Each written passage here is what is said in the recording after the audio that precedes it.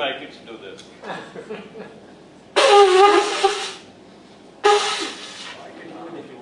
I need to be here. You can do it. I can do it. You can do it?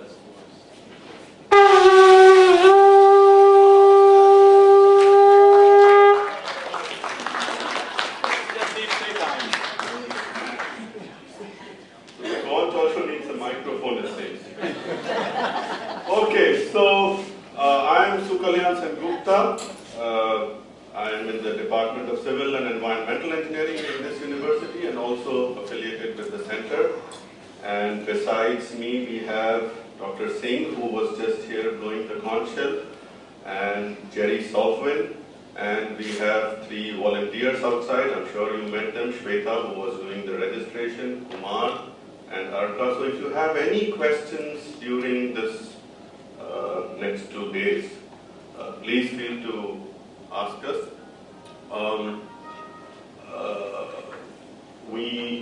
The way we have set this up is that we will give you a very brief introduction of what this center does, what kinds of activities it has done in the past, and then we will begin the real conference. But before we give you a sketch of the center, I just wanted to give you some idea about this conference itself. So I would like to begin with this very famous Gauguin painting, which he did when he was in Tahiti. And the questions that he asks in the painting, 3 questions are really so fundamental to this and so appropriate for this conference that I chose we might begin with that.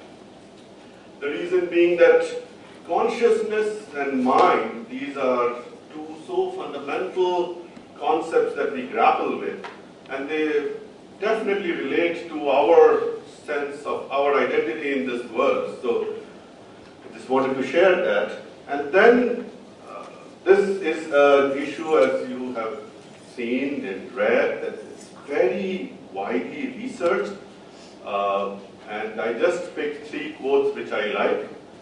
Francis Crick, as all of you know, the co-discoverer of the structure of the DNA, Nobel laureate in 1960s. For the last 20 or 25 years of his life, he was very much involved in trying to understand this field, and his very famous quote is, it's the major unsolved problem in biology. And if I could just paraphrase it, I would even add, after biology, philosophy or biochemistry and many other branches that we typically know about. And then Daniel Dennett, who is a professor at Tufts, professor of philosophy at Tufts. In fact, we had invited him. He couldn't come because he had another engagement. And his quote is, which I like very much, is when we understand consciousness, consciousness itself becomes different. And so I would like you to keep that in the back of your mind as we deliberate over the next 2 days. And Susan Blackmore, in her very famous book, Consciousness and Introduction, she says, I think very succinctly and very nicely, that studying this will change your life. And the only thing I would like to say is in Daniel Dennett's quote, when he says, when we understand consciousness, I'm not really sure if any of us can really understand consciousness. So with that, I would like to set the stage why we are here. We believe in the Center for Indic Studies, we very fervently believe that there is a very strong need for dialogue among interdisciplinary, since consciousness is such an interdisciplinary field, there is a need for dialogue between, let's say, Eastern and Western philosophies, Eastern frameworks and Western frameworks, within Western frameworks, within Eastern frameworks. So, and the reason I say this is because I came across this book. It's a very famous book, by the way, Julian Jaynes. In that book, of course, published in 1976, it's a little dated, but I think the concept that I'm trying to put forth would be fine even today. In his book, he was arguing as to whether consciousness is a process of evolution in itself, whether it evolved, and so he put some theses, and we'll not get into it. But what I found very striking was, he writes in that book that he tried to search as early of literature as possible, and going back 3,000 years. And the first text that allowed him good translation was the Iliad. And the Iliad, historians differ, but it's written about 900 or 850 BCE. And so he goes through the Iliad and he doesn't find anything which he believes consciousness is. And so he says, this is his quote, "What is mind in the Iliad? The answer is disturbingly interesting. There is in general no consciousness in the Iliad." And so what I would like to posit here is that perhaps Julian Jaynes did not really look into other meaning, Eastern in this case, because I believe there are many, many references in Eastern scriptures or texts where this consciousness, the concept of consciousness is discussed, and perhaps discussed very deeply. So with that, I would now request Professor Balram Singh, our center director, to just give you an idea of where this center is and what it does. Good morning and welcome to you all on behalf of Center for Indian Studies. We have been in existence for about 6 years, and the whole idea of Center for Indian Studies really started with faculty, about a dozen or so, who were very interested, not just simply, most of them are from different fields, engineering, sciences, mathematics, business, and they wanted to have a sense of Indic idea. The word Indic was chosen, actually it was a suggestion of Professor Sengupta at that time, so that it doesn't limit to Indian. The idea is important, not geographical identification, and that's what started the whole thing. Let me see if I can help find where. Did you get it? Yeah. So we started this as a faculty initiative, and in the beginning, just can go to the next one. And ultimately, it took about 2 years or so we finally got approval. We have about 12 faculty still, including some adjuncts. And then we have a external advisory board. Let's go back.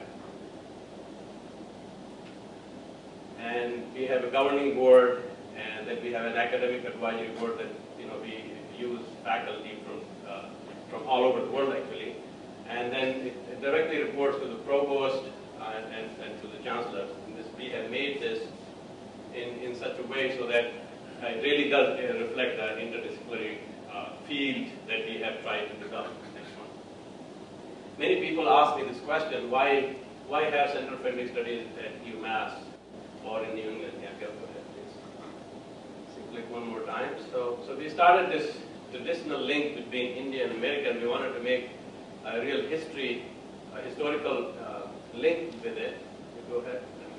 So in Massachusetts, if you go click one more time, see the interest in India actually is from this area. It goes very early on in the 1820s. Next one. And then, of course, you have heard about Boston Brahmins, and many local people don't necessarily have the highest respect for them, but nevertheless, they were the people who were interested. Next one. And then Swami Vivekananda came actually, when he came to the United States, he came to Boston area first. So it looks like there is some kind of tracks in this particular area that has connection with the Indic. And of course, Boston Vedanta Society was very early on, started in 1901. Paramahansa Yogananda also came actually, if you have read Autobiography of Yogi, to this area first. He writes about the Plymouth area in his book. Next one. And then Swami Prabhupada, although he landed in New York, particularly he started his work first in the Boston area. The next one.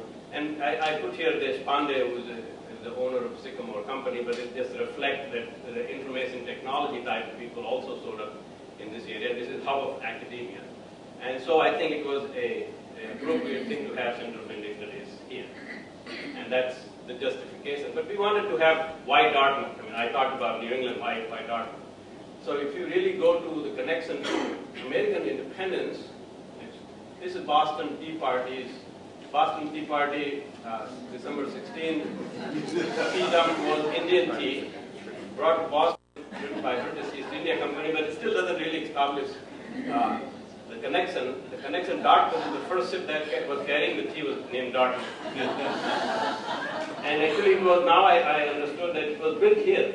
There used to be Dartmouth Harbor, which is now known as Westport Harbor. And there is a museum on this whole thing in New Bedford.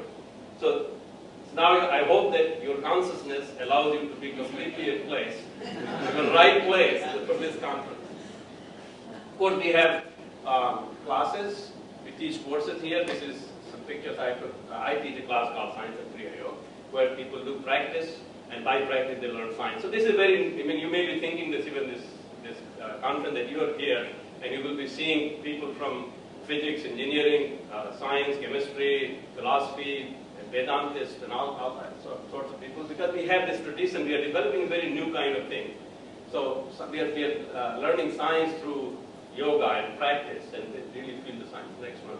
We have a very strong seminar program, and this is very early on, 2003. Actually, this guy is now the governor of one of the states in India. Is A.R. Kidwai, who gave a talk, and just to give you some examples. Next one.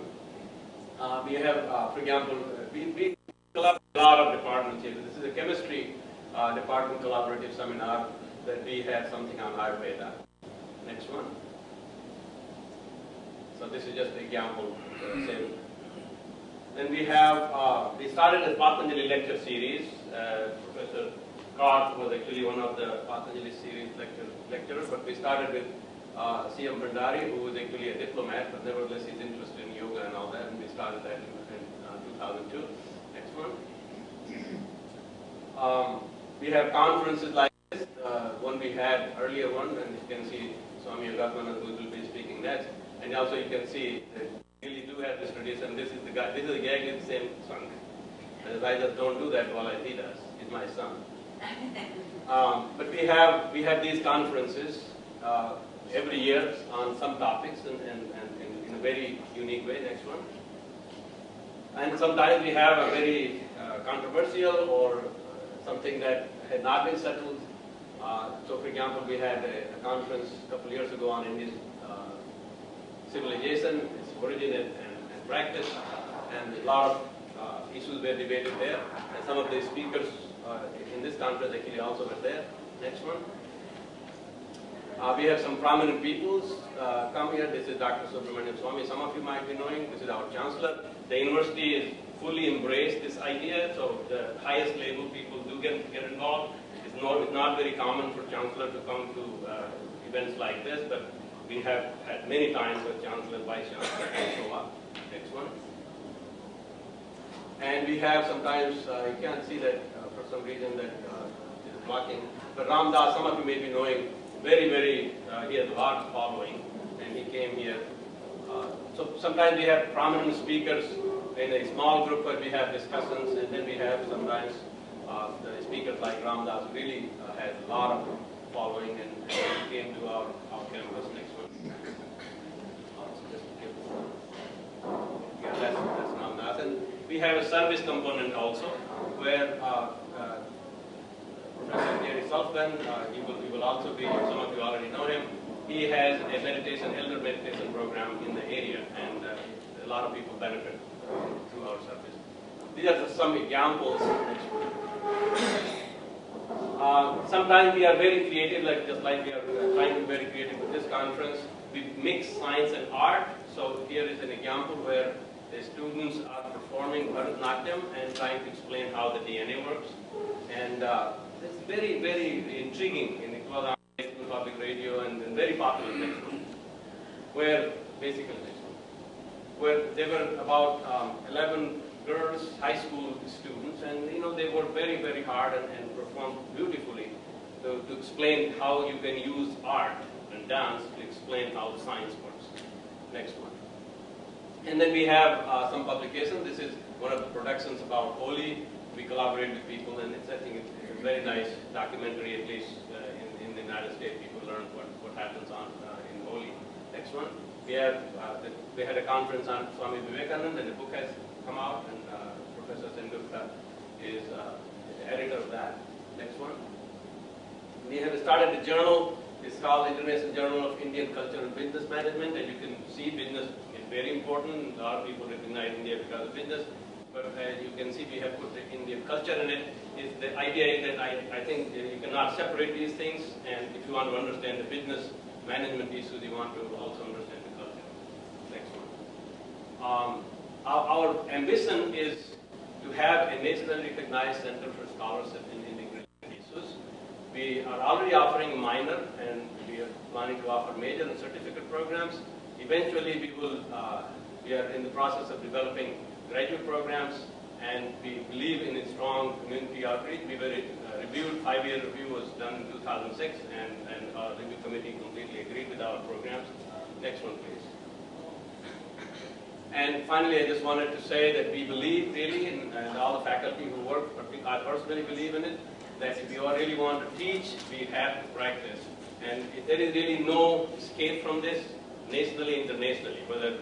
I think we are very proud that Center for Indian Studies people are promoting this idea, and we get this inspiration from, we must be the change we wish to see. We want to teach something, we must practice. And that Einstein says, example isn't another way to teach, it is the only way to teach. And I hope that this conference will be fruitful to you all, and you will get these messages reinforced. Thank you very much.